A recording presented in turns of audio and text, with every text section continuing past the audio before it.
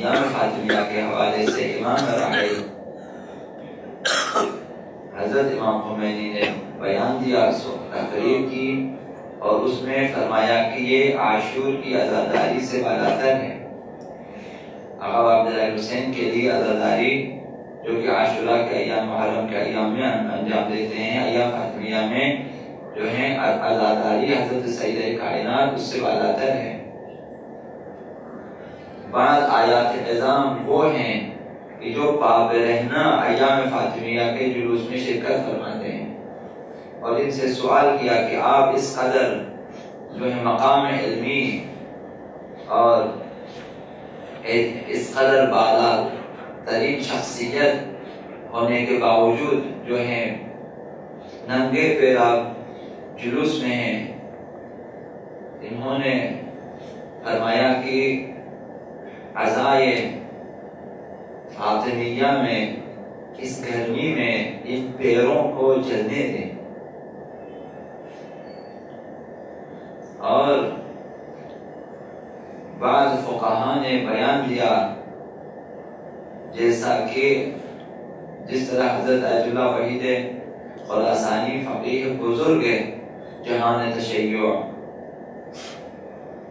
فرمایا کہ ایام فاطمیہ کا اس استضعاف حق امیر المؤمنین کا استضعاف ہے،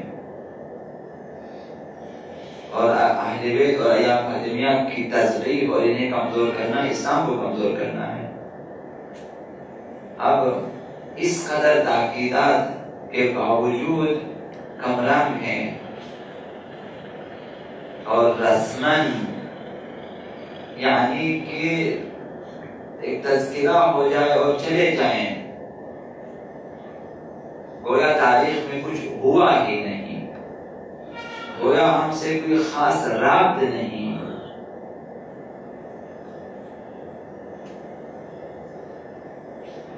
یہ مادر ائمہ ہے، مادر سادات ہیں، اور مادر تمام تشیع۔ نہ ان کے قیام سے ہم سبق لیتے ہیں، نہ ان کی شہادت کے خاطر قیام کرتے ہیں، ان کی زندگی اور ان کی حیات و موت کے جو سیاسی فلسفے ہیں، سیرت و سنت کے حوالے سے جو باتیں ہیں، ان سے بھی غافل ہیں۔ اب بہت سارے سوالات آپ کے ذہنوں میں پیدا ہوں گے کہ جس گھر میں آقا امیر المؤمنین رہتے ہوں اور اسی گھر میں سیدہ کائنات پہ ظلم ہو جائے، آخر کس وجہ سے؟ کیا آقا امیر المؤمنین خود دفاع نہیں کر سکتے تھے؟ آخر کیا ہوا تھا؟ ماجرا کیا تھا کہ چند لمحوں پہلے اس گھر پہ اسے آگ لگا دی، اس کے دروازے کو توڑا، داخل ہوئے، چند لمحوں کے بعد دیکھا کہ پیغمبر اسلام کی بیٹی زخمی اور آقا امیر المؤمنین اسیر ہیں۔ تو ان تاریخوں میں جو رموز ہیں، اسرار ہیں، ان سے آشنائی ضروری ہے۔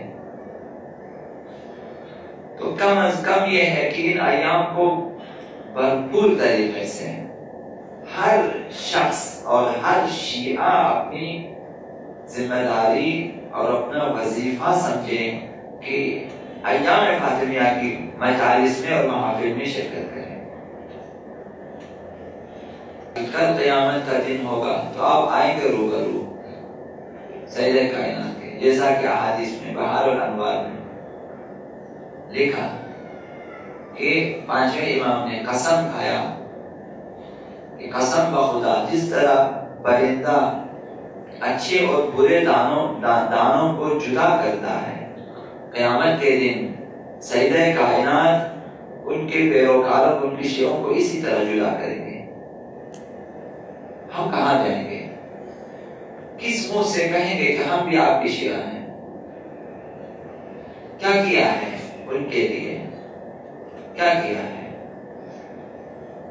हत्ता कि उनकी याद में मनाई जाने वाली मजालिस में शिरकत भी हमने कम की है, और जिन्होंने शिरकत की है उन्होंने क्या हासिल किया, उनमें क्या तब्दीली आई। ये चीजें मुहिम हैं। तो लिहाजा अब न मालूम कि कब हमें बेदारी आ जाएगी और कब ये अय्याम इस तरह मनाएंगे जिस तरह मनाने का हक है। अहले बैत किस तरह इन अय्याम को मनाते हैं, अहले बैत किस तरह सैयद कायनात को याद फरमाते हैं, और हम किस तरह से याद करते हैं।